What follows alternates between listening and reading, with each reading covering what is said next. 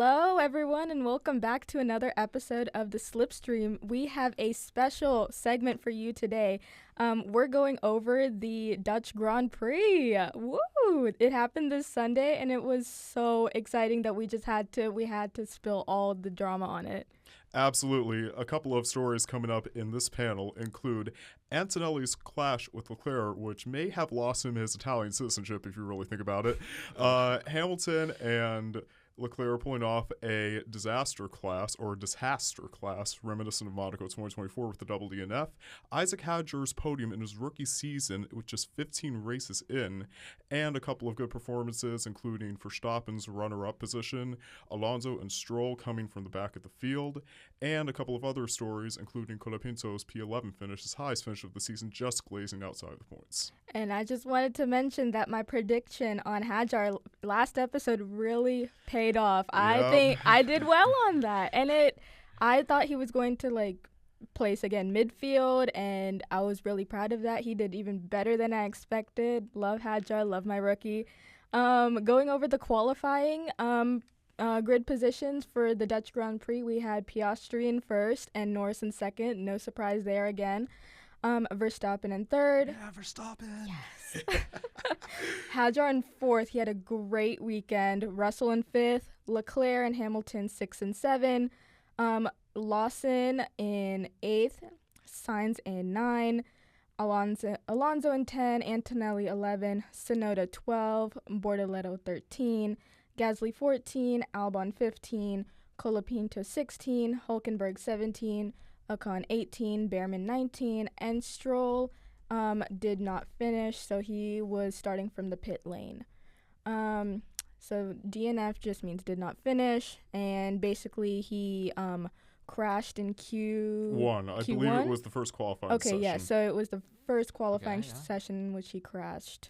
And then going over the results of the Dutch Grand Prix, Oscar Piastri takes a commanding victory at the Dutch Grand Prix in Zandvoort and extends his championship lead by over 25 points, as Lando Norris, his teammate, unfortunately had a DNF with just 9 laps to go, which brought out the third safety car. Oh my God, you just have to feel bad for him. It's out of his control.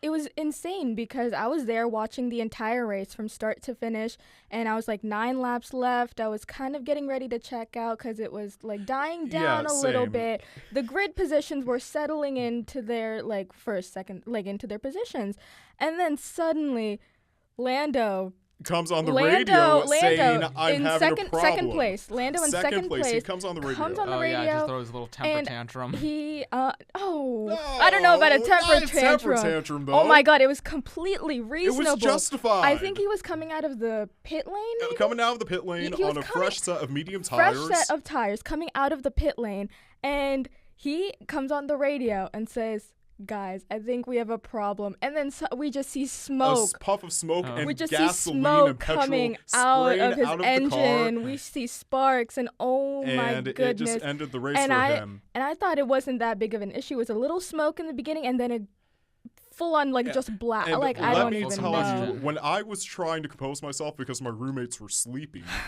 I had the toughest time, but not me. I was up on the couch. I was shouting. My dad was like, "What's going on?"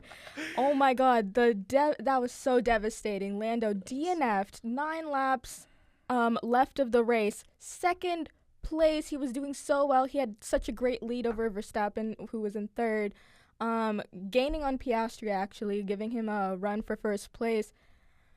And DNF'd. It was crazy. And sorry, go ahead. But hey, the good thing is Max Verstappen inherits the second place, the runner-up place at his home Grand Prix, and people were really expecting the Red Bull to kind of falter in this race considering all the bankings and the lack of aerodynamic upgrades. Mm-hmm. But the story of the weekend, Isaac Hadjar, French-Algerian driver at just 20 years of age in his 15th race in Formula One, gets a podium.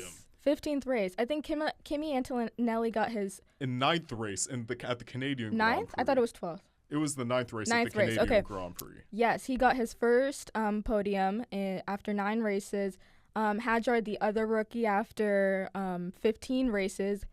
Incredible stats for these rookies. And hats off to the principals who recruited them because they really saw something. I'm truly impressed by these rookies. I don't think we've seen such rookie stats before. Especially the likes of Hadjar because, he has a history of destroying the car. That's a little reference to him at 16 years old. I think he was in F3. He was in F3. And it went into F2 slightly. Yes. You can see the Monaco 2023 future race. He complained about destroying the car. Yes, in his French accent, it was so funny. I destroyed the car. Destroyed the car. And then, of course, we have a couple of other surprising performances, including Stroll from the very back of the grid. Absolutely, yes. From the pit lane, from 20th place. No, that was Behrman, though. That was Behrman. Technically, yes. Technically, it was Behrman. Technically, yes. But, yeah, from very last place, Stroll, going all the way up to, what was it? 7th place. Actually, it was 8th place, but then he inherited 7th after Antonelli got his 10-second time penalty, which we will get to in a minute. Yes, so actually he ended 8th, Stroll.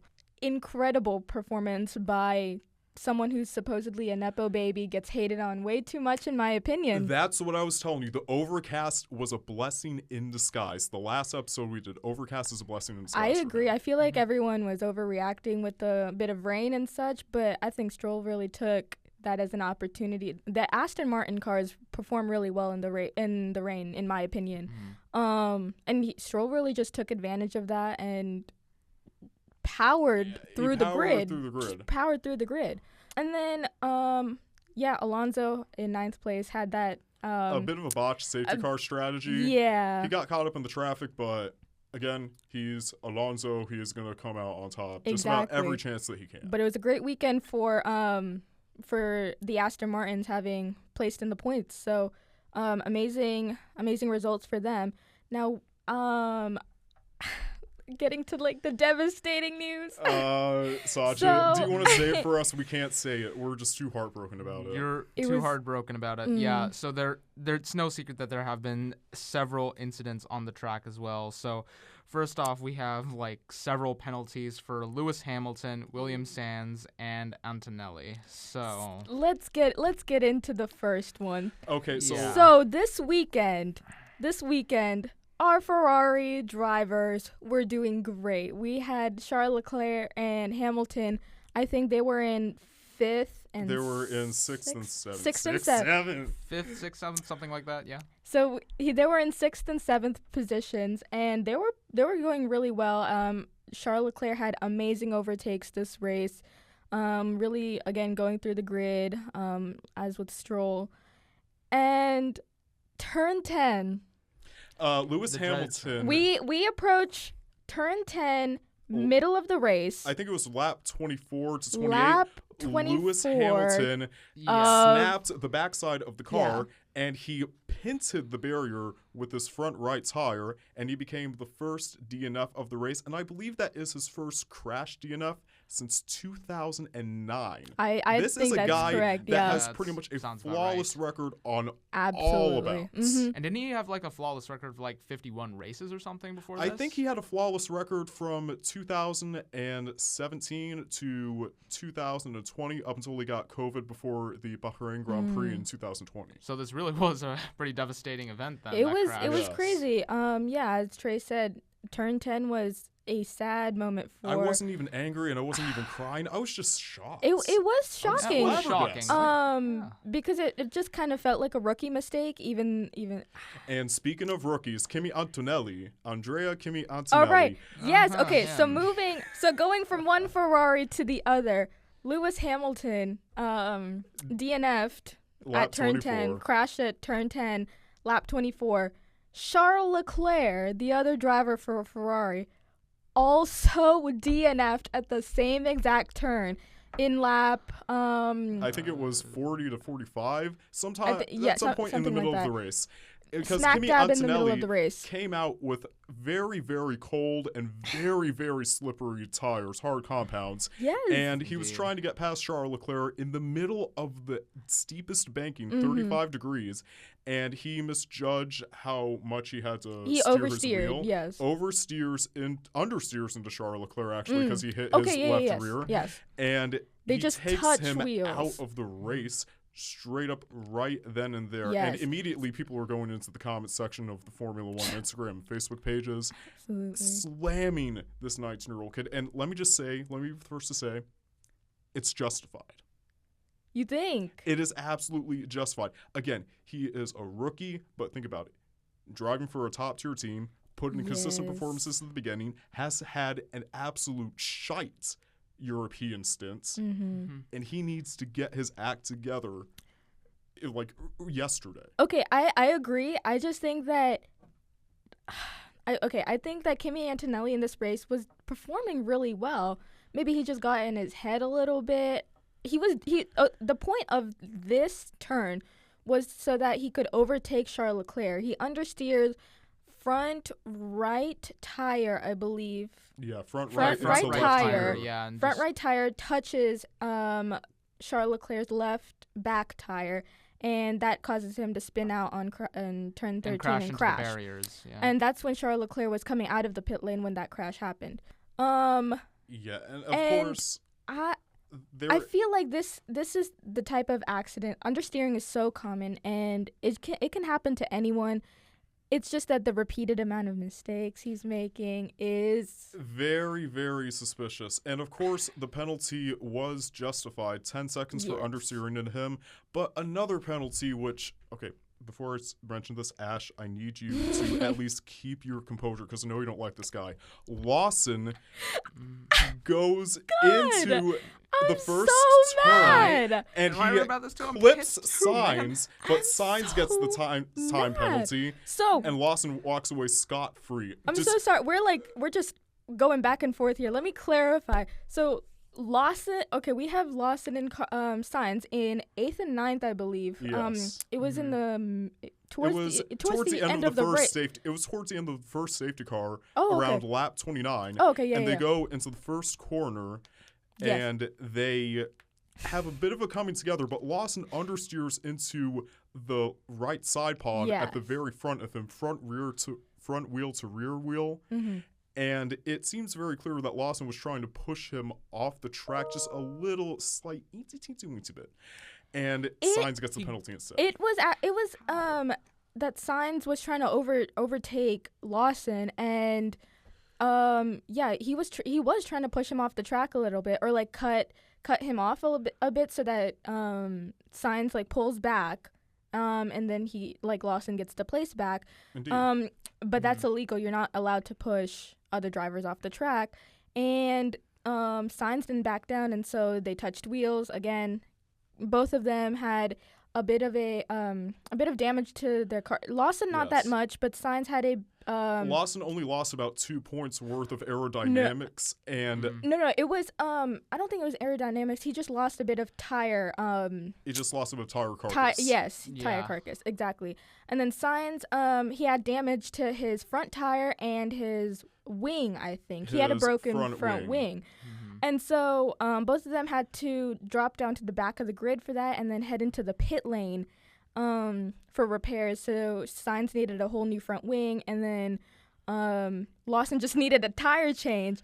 And Right. Sainz still got the penalty. He wasn't even at fault. It was Lawson pushing him off track, and Right. you're supposed to get a penalty for pushing other drivers off track. And instead, Sainz gets the 10-second 10 penalty? second time penalty. Remember, they slammed Goodness. people on the rules at the beginning of the 2024 season, given all of the incidents that happened in the midfield in 2023, especially the Russell Verstappen collision in Vegas 2023. Absolutely. And then the funniest part of it was, I think towards the end of the race, his engineers are on the radio. Yeah, they're telling him and to calm down. And Oh yeah, I remember. Sainz was ticked. he was Absolutely so ticked. he mad. wanted to speak. He to wanted the to FIA. talk Yeah, I to the know. You FIA. know? I just So want in to the talk middle, to them. So in the middle of the race, the engineers told Sainz that he got a 10-second penalty, and then he kept his cool, but then towards the end of the race, he was fuming, and then his engineers are trying to calm him down. He's like, Sainz is like, no, I just want to like go have a talk with the FIA. You remember that one scene in Family Guy? I just want to talk to him. Dad, stop! Yeah, I saved that exact same meme in my phone. It is so funny. It's hilarious. It is so funny. It's Peter Griffin with his rifle and Meg going to talk. Meg is just going to talk to Megan's boyfriend. No, I just don't talk. I just want to talk to him. Dad, stop! No. Man, so funny. And I think the best visual of the race wasn't in the race at all. I think the best visual of the race was all of the drivers coming out of the FIA building at the end of the race, because so many drivers got unfair penalties this race that they all needed to have a talk. They all needed to have a talk. And speaking of unfair penalty, a 5-place grid drop for Hamilton at Monza in the Italian Grand Prix. And it's because he was speeding under yellow flags. I think there is a bit of an inconsistency. A bit of a discrepancy there, because like according to the people watching the race or the people controlling the race, right? He was slowing down by like 20 kilometers per hour, which according to them was like not enough. So, I mean, that begs the question of, okay, what is enough then? And originally, I don't know if you guys know this, but originally Hamilton was going to get like a 10-second or 10 grid penalty for not, speeding down. But because he was speeding down to some extent as opposed to not at all, he got the 5 grid penalty loss. But even then, they're so promiscuous, the FIA, with how they hand out penalties, because at some points they will have a little bit of a British bias, but for the most part they benefit with their penalties for whoever races under a flag that's under the British Commonwealth, like Australia, the UK, New Zealand, even American drivers and Canadian drivers sometimes walk away scot-free. But it feels like they were just, like babying Lawson in this case. I agree with that. Also with the whole Hamilton penalty, I think wasn't that in the formation lap where he failed to slow down? I think that was under the first safety car, when there was a bunch of debris from Bortoletto's collision. Because remember, Bortoletto collided. I believe it was with the likes of one of the Alpine drivers. And was it with Colapinto? Colapinto. It was Bortoletto and Colapinto who collided, and Bortoletto lost a lot of bodywork and front wing. And he had they had to bring out the VSC. Yeah. And that caused Hamilton. I think it caught Hamilton off guard a little bit. It definitely did. And then talking about like some of the teams down on the grid, Haas. They went from the back row and the pit lane to double points for the first time since China 2025. Yes, and talking about Oliver Behrman, he started in the pit lane. He started, he did start in the pit lane, 19th place, and made his way up to 6th after Antonelli's penalty applied. 7th, yes. Yeah. 7th. Right. Incredible performance by Behrman that was just overshadowed by Hadjar, the double DNF of Ferrari. But again, 2 rookies yet again putting on amazing performances in a race. Yes. It really proves the amount of fundamental talent we have in the season compared to other seasons like 2022, even 2017, or even I would argue, even though we had, I believe it was 12 teams total in the 2011 season, it fundamentally was just falling off. Massa fell off, Hamilton fell off, Kubica. Massa actually is still trying to. I saw that. I saw you liked that. You liked that post, and I saw that. I was like, oh hell Felipe no. Massa is still trying to go to court for.